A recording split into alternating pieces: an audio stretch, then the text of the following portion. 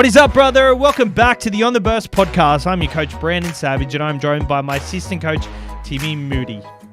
You remind me of a modern day ET. Like, ET, phone home. ET, phone home. Welcome back to the On the Burst podcast. We changed it up last week and we did our 1 to 13 draft, and people enjoyed it. Yeah, it was fun. I enjoyed the process of just doing it. It was a fun game. It felt like just playing a board game with a mate. You know what I mean? It was a bit of a different sort of thing. I liked it. I think that's where the direction we're going to lead every week, instead of doing tips and being really serious. I like playing games on this podcast and just having a free-flowing nice podcast. There's enough analysis out there. But that being said, we are going to start with some news, which is, very serious. Yeah, very serious. Actually, I do want to say something. So since being single, being on a couple of the dating apps, Getting a lot of dick pics? Or? No, just getting getting out there, just talking to people, I guess, and just, not really looking for anything or anything, just, fucking around, I guess. And I got a message the other day of this person saying, "Hi, we're looking for someone to join me and my husband." Shout out to her. By the way, he listens to your podcast. And I sent it in the group chat, and oh my God, the group chat went off. Oh, we had a bit of a good time with that one, didn't we? And I guess because we're mainly Supercoach, we're talking about what does that translate into Supercoach, and everyone says I love boosting because that's threes. Yeah, that's right. But I kind of did want to. After that happened, I kind of put that I did a podcast in my bio and stuff, and said, kind of bragging a bit, saying, we got 50,000 downloads last month, which we did. And I got to say, it's been a mad opening line, because a lot of people have matched with me just to find out what the podcast is. And at least you're getting some, new listeners. I've been recruiting people to listen to our podcast. It sounds like via dating a little apps. Bit trafficky at this point in time. Yeah, okay. So shout out to our new listeners who are listening to our show. G'day, you sex pests. What's up?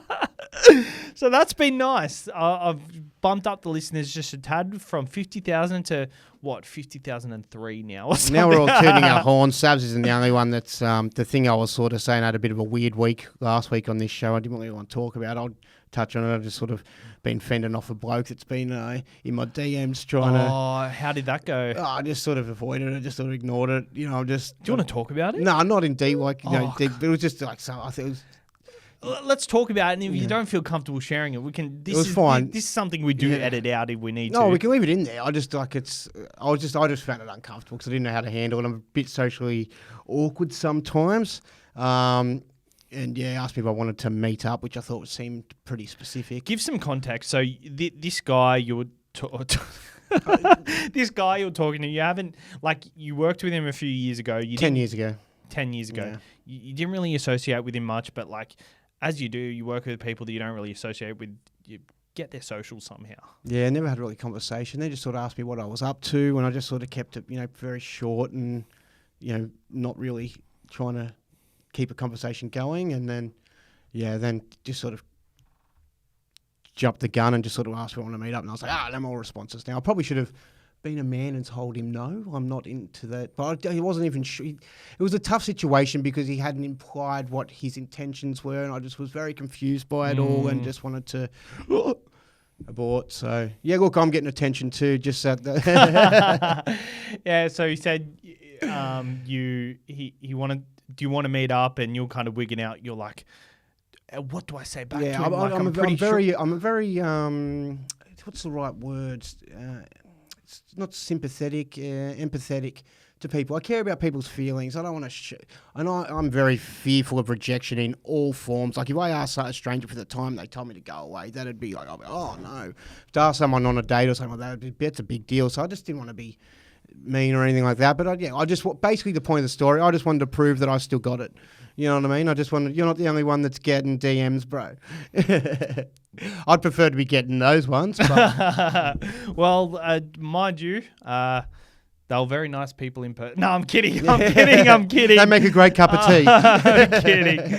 Oh my God. And the guy was messaging me after because he was like, hey, won't make it weird. Yeah. And then I'll just be in the corner watching it. He said something like, it'd be so hot if we put her on the spit and watch the footy. And I'm like, I can't deal with this, man. Like, too much head noise. Got to block out the noise sometimes. Well, you get that in the big games, and I offended hard. I offended so hard. All right, today we're going to go over every 17 clubs in the NRL, and we're going to talk about what we think they need to win a premiership. And if they're not in a premiership window, or we believe they are not, we need to say what they need to do to make the 8. So we'll start off with the ladder, the Sharks. What do you think the Sharks need to do to win the comp this year? I actually had Trindle and Hydes to keep working hard at their partnership because I really feel like they got a squad that can make a shake. Yeah. I think Trindle and Hydes is the secret ingredient. But now Trindle, I don't know what the go is with Trindle, whether he's suspended for a long term or not. I feel like it'll be short term. Yeah, it could be like 3-4 weeks. Could be less. I don't know. So what do you think? I think they need to just keep sticking to what they're doing this year. They've made some adjustments on the previous, few seasons, couple of seasons particularly, where, it was very side to side sort of footy that was, great in attack, but they were still okay defensively. But I think that this year they've got, a very clear plan about how they want to go about things. It's not as flamboyant, but you're sort of playing the 80 minutes and doing the hard work and the gritty stuff. So their problem in the past has just been not being able to beat top 8 sides, and I think that they're playing the kind of footy now that, let's see how they go. I think they'll be rattling a few of the sides that are up there. I agree. The Melbourne Storm, what do you think they need to do? I think the obvious thing, they just got to keep doing what they're doing and make sure there are no injuries to the spine, because if any injuries happen to the spine, I think they're gone. I think. Do you think what position do you think they can afford to have an injury in the spine? Like, out of all them players, I really think Jerome Hughes, if he's out, they're gone. If Pappenhausen is out, they're gone. They could put Meany there, but less pizzazz, less speed of finishing that thing off. Yeah. If Harry is out, I think they're gone. I think if Munster is out, I'm not quite sure. He brings like an essence, but it feels like they can fill a void, but it probably won't happen like that. With Jonah Pezzett being handy enough as well too, so they've got a good replacement there. Yeah, I think the Storm have got the ability to win the grand final, to upset, the Panthers or whoever it may be that they come up against. I was just looking at that spine on the weekend. It's funny, like obviously you mention it now, but that we're talking about them. Compare them to the other sides, like we say on paper, the Roosters, they're so good, but that's across the board. No other team has the best hooker, a top 4 halfback, a top 2 5'8", and a top 5 fullback. And then when the only thing that made me think about it is when they were coming in together for little meetings on that game last week, having little and then Jerome would have the final say and be like, no, we're doing this now. The bunch, we're doing that. And I'm like, man, having those 4 brains, it's like the old big 4 they used to have there back at the Storm back in the day. Man, did they just need to keep them on? And the rest of the guys, the gritty workers that, do go above and beyond their expectations because they're in that Storm system. Man, they're the team. I reckon they're the biggest threat now that I'm thinking about it. Yeah, they're still yet to scratch surface. The Dolphins are in 3rd. I think it's just keeping that ticker up the whole season. I don't know if they can win a comp. I don't think they have the roster. I think if they signed an out-and-out gun fullback, just out of the blue, so let's say Tom Trbojevic just fell out with Manly, which I doubt happens, but if that was hypothetical and Hammer went into the centres, I think they probably could win a comp, but unlikely for me. But for them to make their biggest impact this year. They've just got to keep that ticker up all season. Yeah, I think it's their second year. They're a development club. No one's expecting them to be Premiership threats. The fact that they're as competitive as they are is a huge shock, and it's really impressive. So, I think a goal for them would be just to try and get into the 8. And for them to do that, I think they just stick to what they're doing, just being gritty. They know they're not the finessey guys, but they just go about whatever Wayne says they're all doing. You know what I mean? So, yeah, good on them. Penrith Panthers, what do they need to do? They just need to, want it. They need to want it as much as they've wanted the past 3 ones that they've won. They need to... Nath, very important. I think we can cover pretty much a lot of other positions, but to come up against a real elite competition in a grand final and not have Nath, I think we could still win, but I wouldn't feel anywhere near as confident. Oh, yeah, for sure. Yeah, I mean, what do they need to do? They've been there, done it 3 times. I think they just need to keep wanting it and just keep turning up for each other. And, they've got a couple of guys going again. Send those boys off the right way. I've got keep doing what they're doing. And I think if they just keep at it and just keep wanting it is exactly what it is. They've got the systems in place. They haven't had much change over the last year. Obviously no Critter, but Taylor May comes in. He's been in that system for years. So I think they've got to keep doing what they're doing. Manly Sea Eagles. I think they need to... Obviously teams go through hot points and small points during the season. I think they need to time their run in the back end of the season, and they could nearly beat anyone, in my opinion. Defensively, I think they need to just regroup and just reset, make sure their defense is top tier once again, because they did let in 30 points on the weekend, and they are the 5th worst defensive side in the comp at the moment. So I think defense is massive, but if they time their run perfectly, they probably can beat a lot of teams with their attack. Yeah, so Turbo being fit is obviously super crucial, especially also DCE, I guess, as well, but especially Turbo. And their defense. I mean, they don't seem as bad to me as what the Cowboys are. They seem like the Cowboys are just super elite in attack and their defense is terrible, whereas I feel like Manly aren't as elite maybe at the moment in attack, but their defense isn't as bad, so they're kind of meeting in the middle a bit. But, yeah, they're certainly a threat. I think they just need to maybe minimise a couple of errors, penalties here and there, and then, not let in as much points. And they're going to score the points, so that's not going to be a drama. But they're a threat as well, if they're all fit, bloody oath. The Brisbane Broncos. Yeah, I think that these guys are still the most genuine threat. I said the Storm at the moment, just based on what we're seeing, but they've been okay through this period while they've had so many players out. They're still showing a lot, and they've got so many players to come back. I still think that they're the second best side on paper. I think defensively they're great, and the attack is out of this world. The grand final we've seen, just like last weekend as well, Ezra Mam and Reece Walsh, they're just so cool about the way they go about things, and they don't have to do too much. Yeah, I've got nothing here. I don't know what they need. They just need to just pretend last year didn't happen, I guess. Yeah. Or let it motivate them. Keep remembering and remember how bad it felt. Yeah. And then win. The Raiders. I've got Fogarty's loss at halfback pretty much rules them out for me. How long's he out for? It's a while? 12 weeks at least. It's a big chunk, isn't it? I just think to make the 8, they probably just need someone in there who could do a job, because I think they've got the grit in their side, and they've been exciting early on. I've been really happy with them, but Fogarty's played out of this world. I really think it's probably the biggest loss they could have had. Yeah, especially with his kicking game, it's out of this world. He's been rivaling Matty Burton with those bombs and just the length of his kicks, and he's just very accurate. Doesn't really get too many wrong.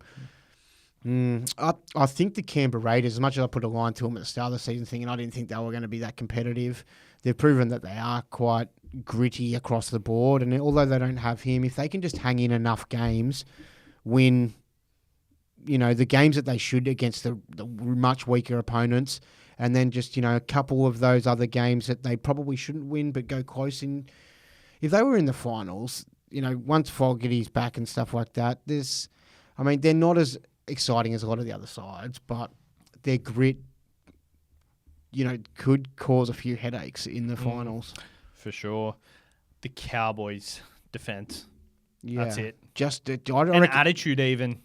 Yeah, they know their attack is that good that I feel like the coach should just set them a task of like, we're keeping the opposition team to be realistic to start with. Let's say under 18, they can't score more, or even 20 with a penalty goal. No more than 20. That's all. I don't even care how many points you score. I don't care if you guys lose this week and only score 20 yourself. Only score 6 yourself. Just focus on that. You know what I mean? Just work on your defense. And if they're just working on their defense, that attack's just going to come when they've got the ball anyway. It's not like they're going to just... for sure. So, yeah, I think just stupidly strong focus because they're so scary in attack.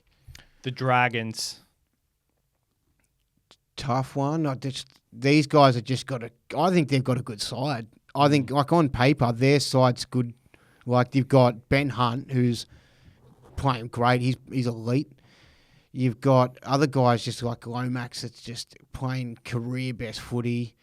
There's a lot of other bigger bodies in that side too, like in their centres and in their... I just think that they're a big, gritty side that can just take it to a lot of sides, turn up and just dominate them in being bigger bodies. And, yeah, I mean, there's going to be the Dragons are going to be one of those games that do a bit, but if they can just get a few more wins before that loss, rather than win, loss, yeah. That's probably what they need to be doing. I think they're similar to the Dolphins for me. If they just keep the effort all year, they'll win enough games. But usually sides like the Dragons clock off too many more weeks than they clock on. So if they do it less than they do more, then that will put them in a good spot for the rest of the year. The Warriors, they look better than last year. It reminds me of Penrith in 2021 when they came off the loss in 2020 in the grand final. They came back. Everyone was like, okay, they went on a crazy run last year. How do they respond here? They got better. And I think the Warriors they're like that. And I think Sean Johnson lies massively in this. Like, if they lose Sean Johnson, they're done. I do want to give credit to Andrew Webster, though. I feel like he's created a system where if Sean Johnson does get injured, they'll be okay. They've got a lot of backups there, and they're all pretty decent too, aren't they? I mean, I don't know how long Metcalf's out for, but he's elite. Tamari Martin's been going great, and you got the Chanel Harris Tavita, yeah. So there's so many guys, and they're not just junior rookies. So it's good. I think the Wars just need to really focus and, forget about last year, because last year was a great season.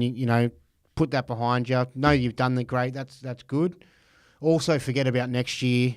Forget about Fisher Harris coming, all this other stuff like that. I reckon this is their best window right now this year, sure. even more than especially while Sean Johnson's 1 year younger than he is next year. Exactly. Roosters halves. I reckon they got to sort out their halves. Yeah, need to make a call on that. They're like. They don't work together. It's like James Maloney and Nathan Cleary. It just never worked. Like, they're two good players individually, but it just doesn't work. I don't think they clash as much as what Nathan that does. But those two, you're right. When one of them's out and they've had that Sandham Smith there for a bit, that was a lot better. It's annoying. I'd be keeping Sammy Walker just for longevity and parting ways with Lukey Keary. I don't think he's been as good as what he's been for a long time, but yeah. Bulldogs. Doggies. Yeah, it's going to be hard to be consistent, but they just need to keep working to their strengths. That left-hand side with Kickow, Burton, Fox is mad. And they've still got so much other talent across the board. There's, Curran in the middle who's a great footy player. You got Stevie Crichton out on the other side doing mad stuff. So, Yeah, you kind of think of the Dogs, and then you kind of think of all the utility factor, and they're not that great. But I think they're actually a pretty good side. And they're going to be a force to be reckoned with in coming years. For sure. Oh fuck! I lost my notes. I've got Drew Hutchison. Get him out. I think they've been playing well without him. Oh, like with him. Sorry. And I feel like him individually as a player, we're not seeing the impact we're seeing the impact he as a player has on the side, but individually it feels like he's not doing well. So maybe if you take him out, they won't be doing as well direction-wise. But I just feel like if you've got someone more threatening at halfback doing the same job, it opens up a lot more for them. Yeah. So Hutcho's a good guy to have in as a stopgap, but I think they've got to make a call there somehow. Yeah, he probably doesn't seem to be given any hope to this sexy league. So it's not like Hutcho's been, demanding that spot to hold. He's been okay. But yeah, with the amount of kind of loss along the way, maybe you thought maybe you'd change it up just a little bit, but... Tigers, rebuild year. Yeah, but I think they need to believe in themselves too, as well. Just keep going. Like, forget about how shit house they've been over the last 10 years or whatever, and just realise how good a footy they're playing. Like their defence is so much better. Teams aren't walking over them. The Penrith Panthers only scored 22 against them last week. In most other teams, they're keeping to under 18. That's very good. And they've only got Caesar's playing decent enough, just steering around the side and stuff. If Bulldogs had Caesar, Bulldogs could genuinely be 8 contenders. A little bit better a little bit better than what Hutcho's offering there. Yeah, and then Galvin, Boer, young, exciting, and all the dudes like these Fainu brothers, and they've got a lot to be excited about. I'd be pumped if I was a Tigers fan at the moment. For sure, they just got to keep going in the direction they're going. Maybe not an 8 this year, but they'll get there. They'll get there. Eels, I think they need to, just rejuvenate themselves, go away. They need a bye or something just to get their legs fresh, regroup.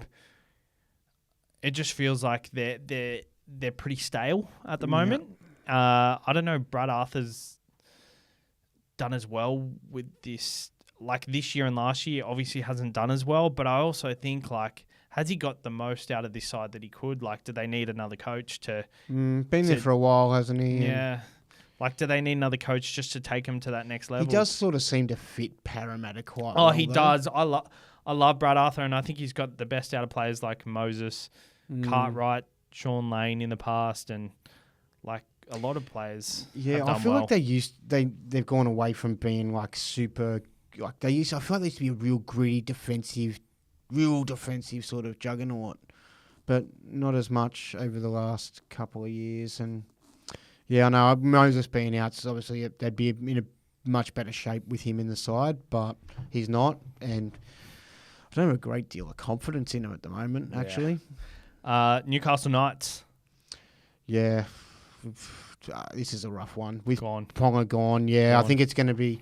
They need to just try and they need to change up what they're doing. They can't rely on the kid at fullback to come in and expect him to do what Ponga was doing. They're probably just going to try and need to be a bit more of a grittier side, like your Raiders, that's not all bells and whistles, your Dolphins, and just... Do they have that in them, though? They've still got enough edges. I think they just need to sort out their halves, make sure their halves are getting him into the right spots, and they've got the outside backs that can do it. Yeah, I mean, I just don't feel like those halves put those guys in good enough space or good enough give them good enough moments to allow them to have that. Like Bradman Best is good, but he's not an individual. It's like just here, have the ball, do it. You know what I mean? You've got to create it for him, and Gags is, palmy, does nice runs back in field and stuff. But yeah, it's be interesting to see how they go. But I think they're going to be a real tough one. It's going to be a tough season for him with Ponga out for a while. The Rabbitohs. Yeah, a little bit of a corner turned, I guess, 2 weeks ago prior to the bye. They've got enough good players that they just need to have the right attitude. They need to. Hopefully, they've done their bonding activity. They've all that's it. Whatever it is.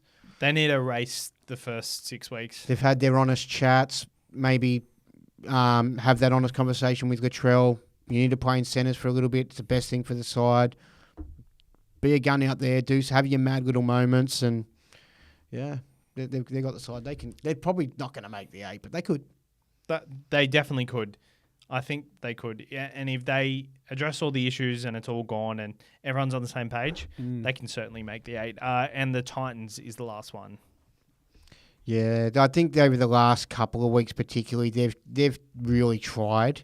They've let in points, but they've put on points themselves. Like, I know they've always got a bit of points in them, but I just feel like the effort's really improved over the last couple of weeks more so. I don't know what Des has sort of said to him or, how he's got him to sort of rally and sort of get up a bit more, but I just think it's unfortunate. I think when they try their bloody hardest out, they're going to lose by 4, even when, like last week and stuff like that. So maybe a couple of wings on the way, but I just can't see them happening. I was listening to the radio when they finished their game on the weekend, and Jake Trbojevic said the Titans are a good side. Like, they put us to the sword, and Des has got them doing good things. I think they'll do well. Like, they've started the season rough, but I think that they were tough out there.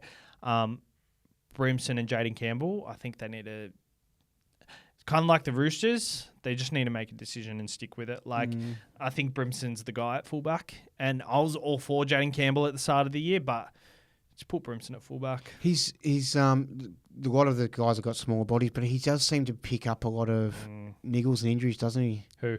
Jaden Campbell. Exactly, and so does Brimson. So I think it's fair enough to put Brimson there, and just like if he's out, that's when Jaden Campbell gets his spot, and that's when he can prove himself. Like if that's what he wants to do. But for me, yeah, I think just Brimson at fullback. He hasn't had a great chance to as well though, Jaden Campbell this season. He hasn't, but I think these injuries at the same time are just like for a small body, you got to just these injuries need to fuck off. All right.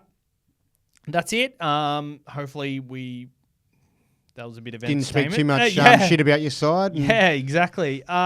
Timmy's Tangent, you got a little one this week? Yeah, so it's a nice positive one this week. Last week, you remember I finished the episode with a That's Gold, and Tommy Turbo went down the barrel with a That's Gold, and I was like, oh, what the hell?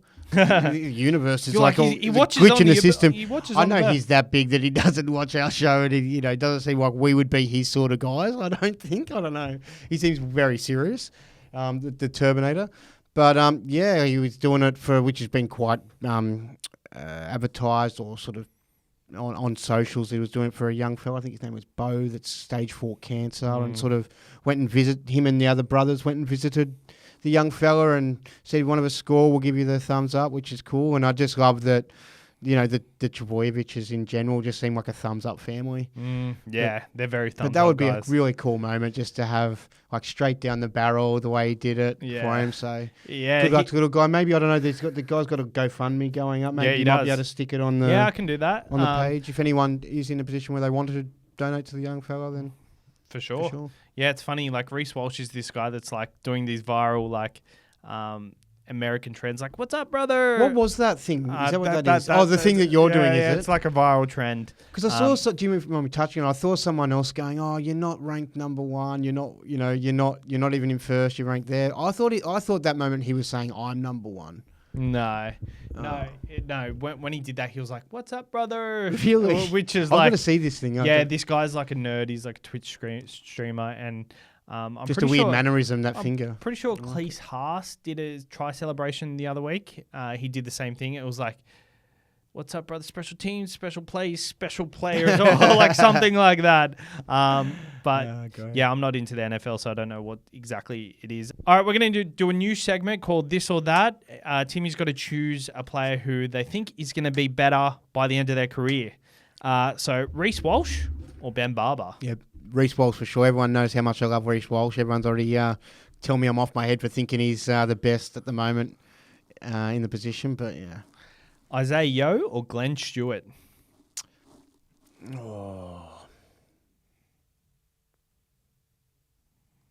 Yo. Tom Trbojevic or Brett Stewart? Definitely Tom Trbojevic. Reece Wesser or Dylan Edwards?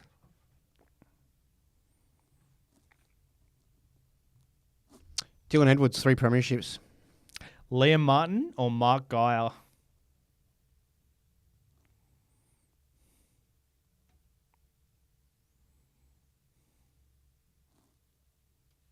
Liam Martin. Nathan Cleary or Jonathan Thurston? Nathan Cleary, I think he's going to be the absolute GOAT. So, yeah. It was a tough one, though. I agree. I was going to put Joey there, but I think that question's been asked quite a bit. But I think I already think that Nathan Cleary's done more than JT. Like NRL-wise. The Liam Martin one and the Mark Geyer one was a tough one just because I'm really sentimental on Mark Geyer. Just the 91 grand final.